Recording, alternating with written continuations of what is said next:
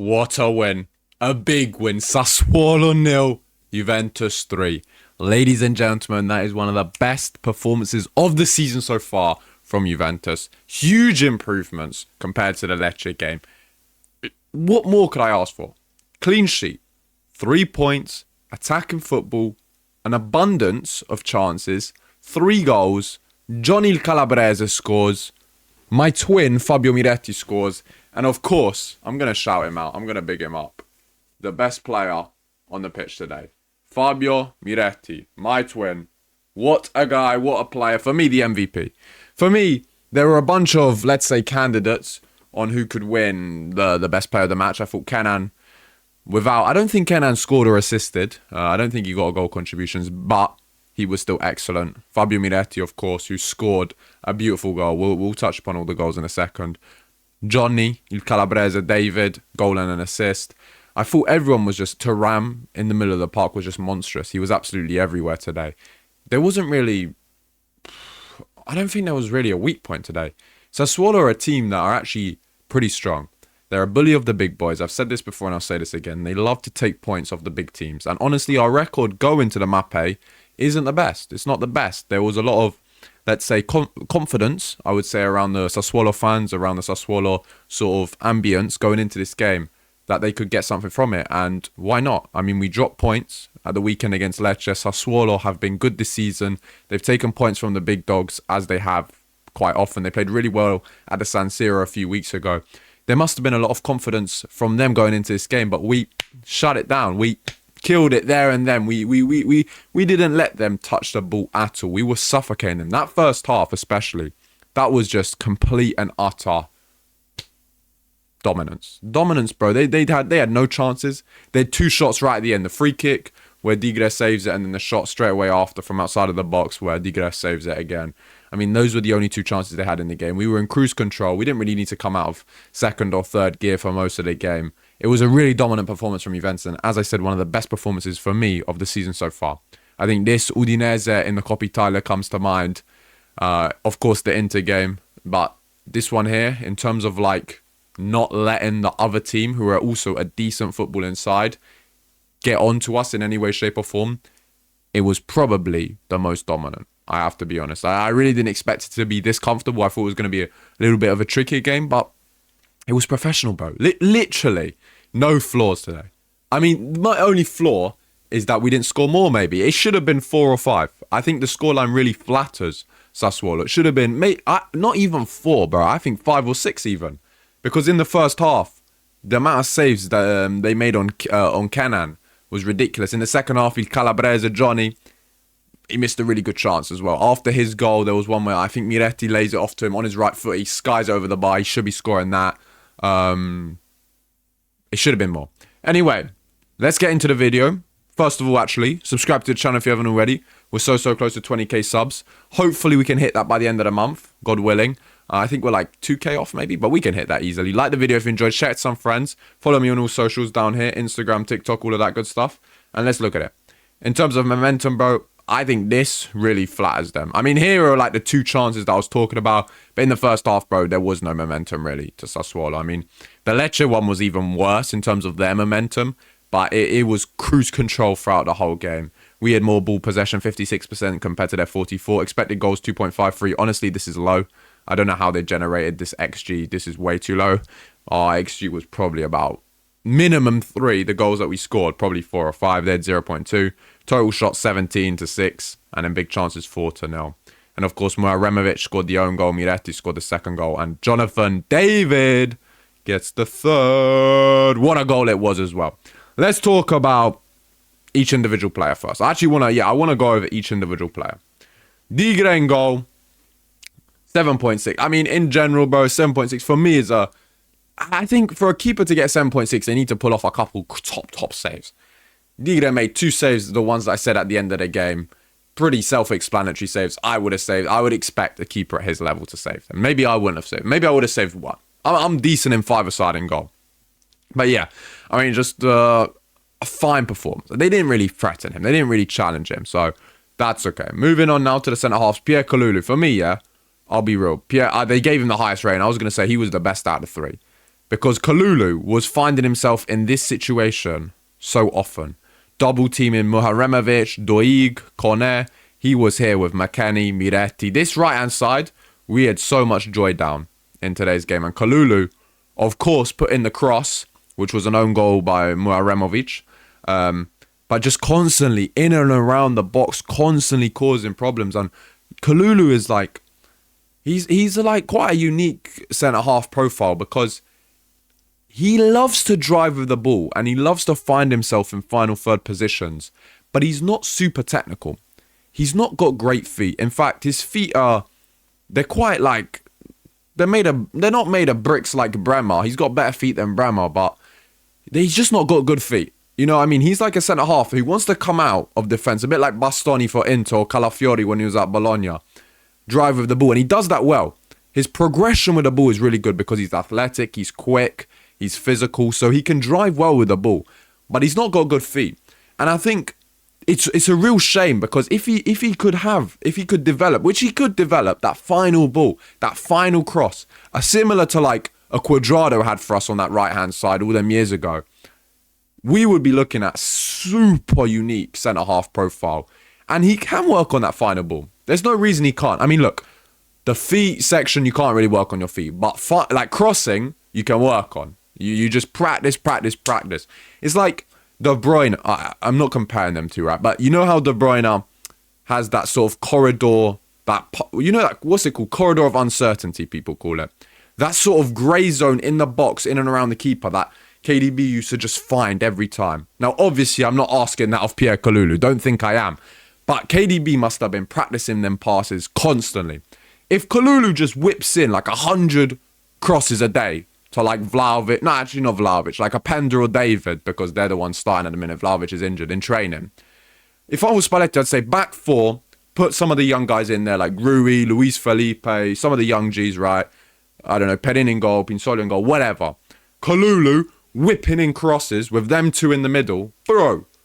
We will be cooking because if Kalulu can just refine that final pass, that is a useful asset to have. A super useful asset for creating chances. But Kalulu was great today. That first goal stemmed from him. Just overall top performance.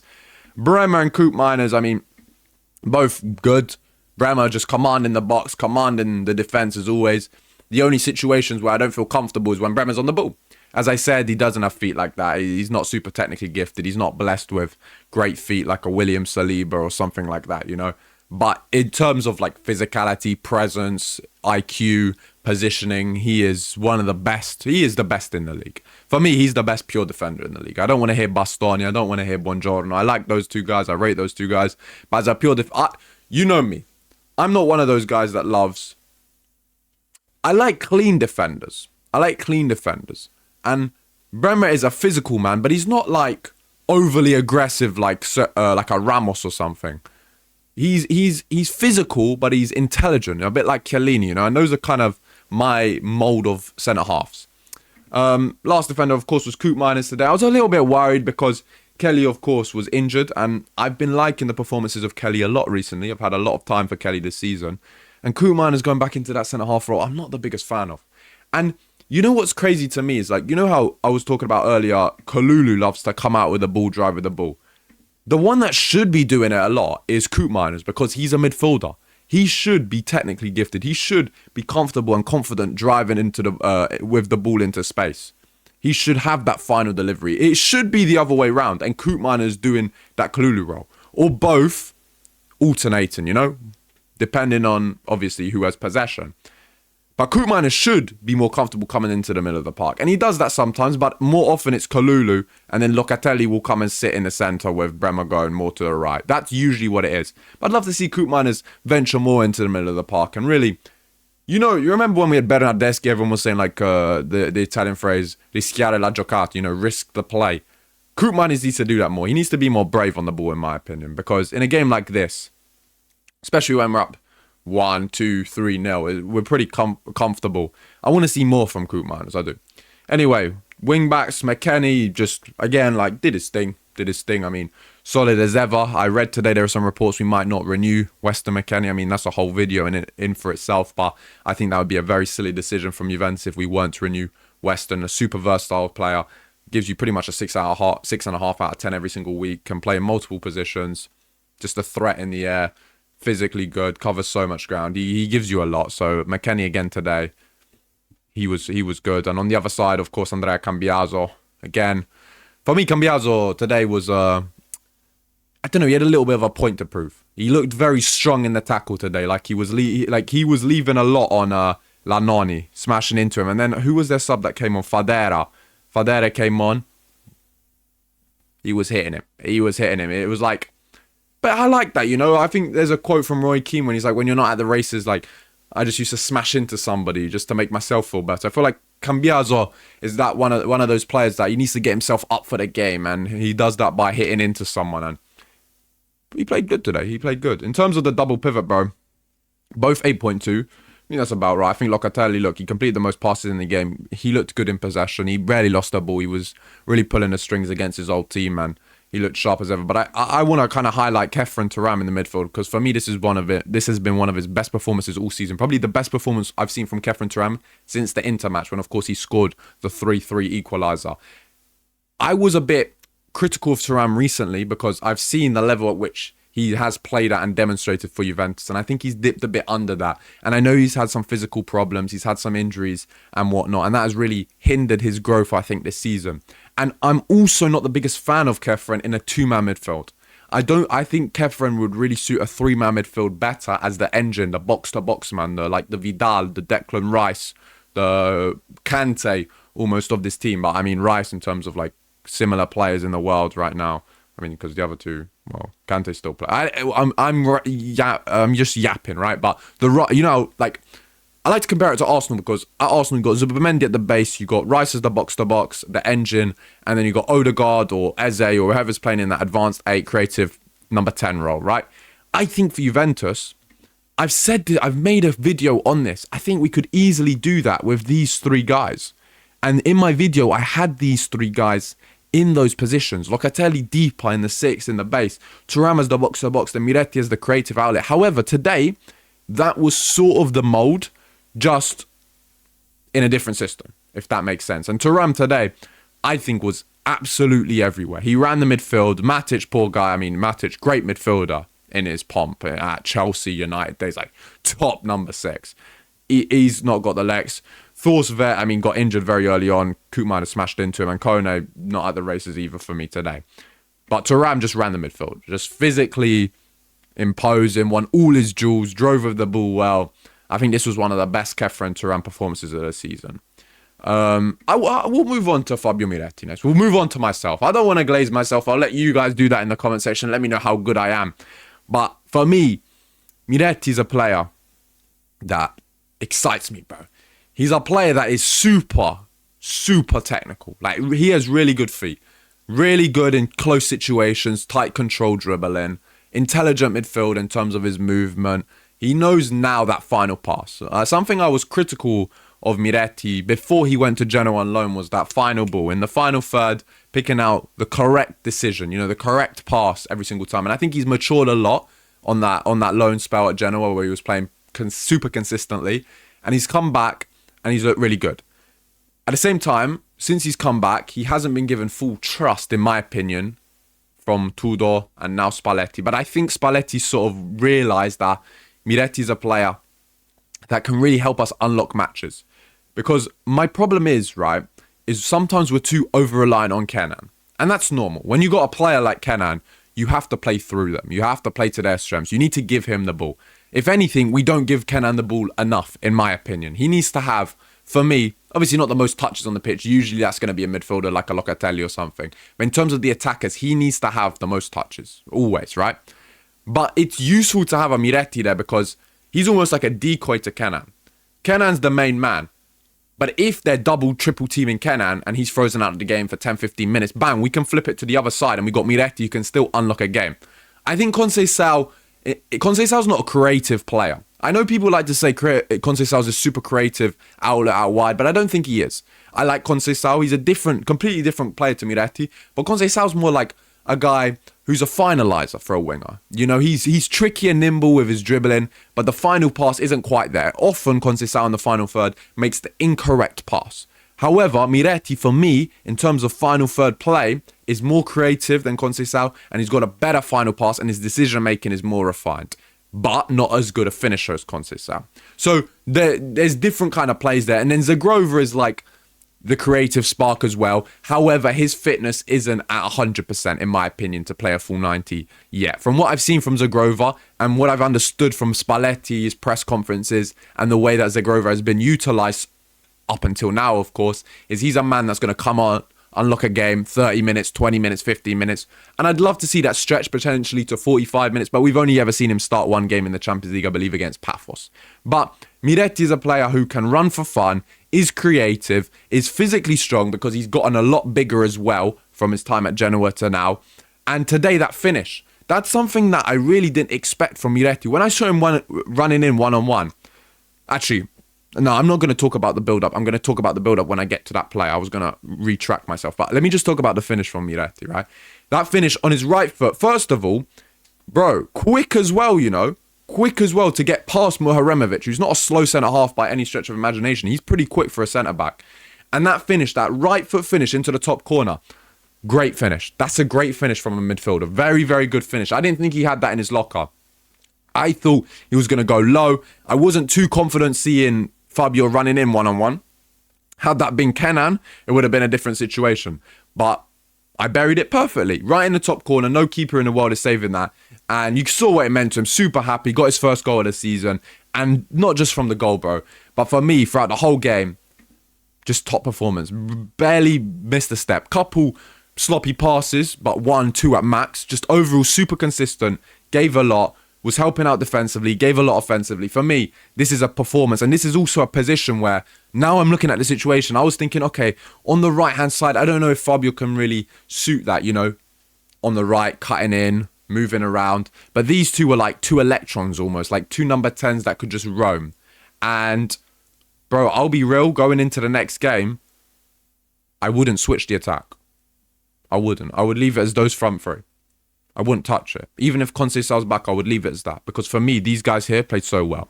I'll touch upon Kenan now. Yildiz, for me, it's a bit weird, right? I don't know if your other Juventus fans have noticed it, but when Kenan is attacking this side, the left-hand side. So imagine in the first half, Kenan was attacking this side. He always is on the ball more than when he's attacking this goal. Has anyone else noticed that? I don't know why, but it always goes more through Kenan when he's attacking this goal compared to this goal when they switched at halftime. I've always noticed that, but maybe it's just me being strange. I don't know. But yeah, Yildiz today again, good as ever, man. I mean, I think it might be a bit of an unpopular opinion, but I think we're looking at the best left winger in the world. I think we are. Guys, I think we are this season. I think he's been the best left winger in the world. I look at the situation, right? And I say, who can rival him? Okay, I'm just going to rattle off names. Mbappe's striker. He's been playing at striker, so we're not even going to classify Mbappe's. Vinny, not been at the races for the last, well, since the Ballon d'Or, in my opinion. He's had moments. The El Clasico this season top, but he's had moments. I'm taking Kenan right now over Vinny. Who else? In the Prem, who have they got to offer? Semenyo is the best option. Fries in the back. Don't compare the two, please. Thank you very much. I think the main two rivaling him, Rafinha and Kvaratskhelia. Let's break it down. Rafinha this season has been injured for the majority of it.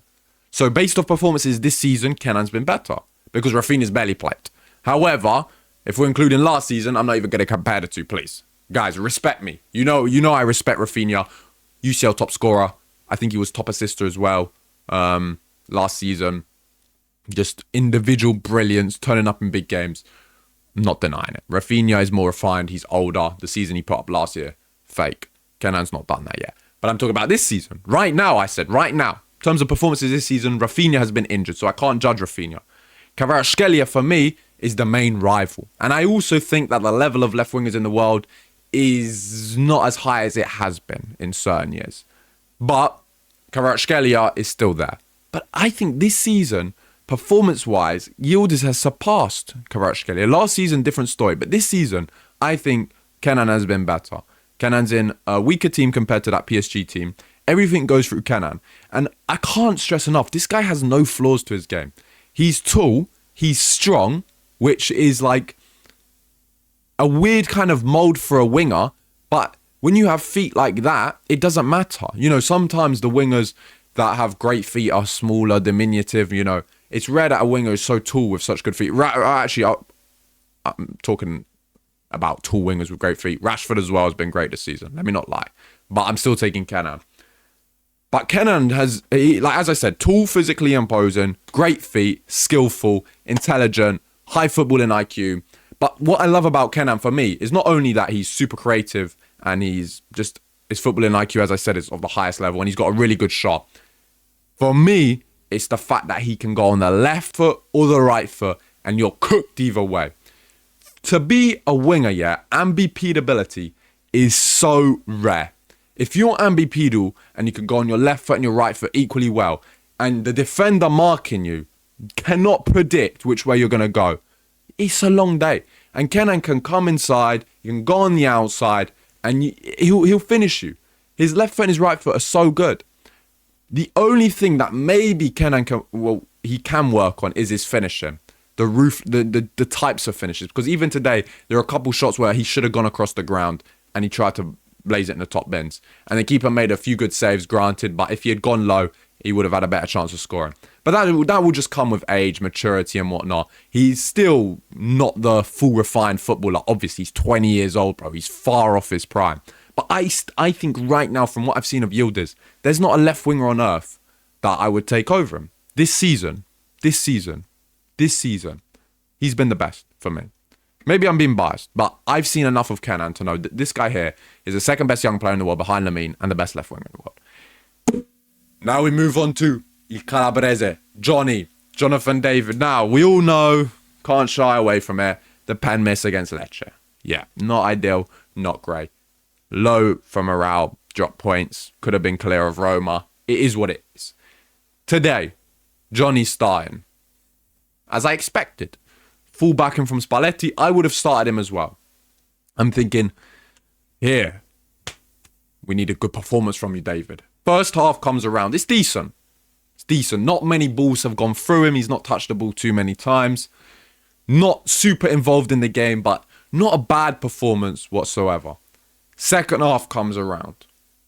Tigre with the long ball into McKennie. Little header. David. Back to goal. Flick round the corner. Miretti's in. Finish. That is the playmaking bag I've been waiting for all season.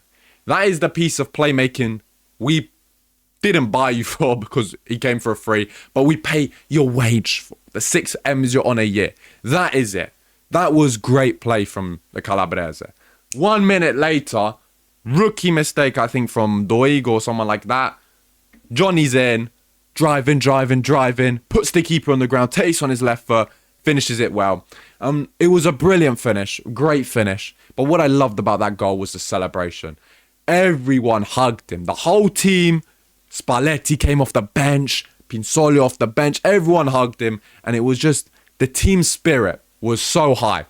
Everyone backing him, everyone supporting him. And I think this could be a turning point in Jonathan David's season, man. That confidence that he needs. A goal and an assist. Man of the match performance. He created the most chances in the game with 6. The only sort of thing that I could say is he should have 2, because there was one like a minute later where on his right foot he blazes it over the bar. He should have scored that, or at least hit the target.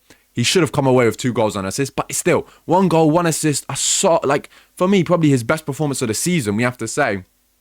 This should give him so much confidence, and I'm so happy for him, and I'm so happy for the team. As I said, there are so many positives today.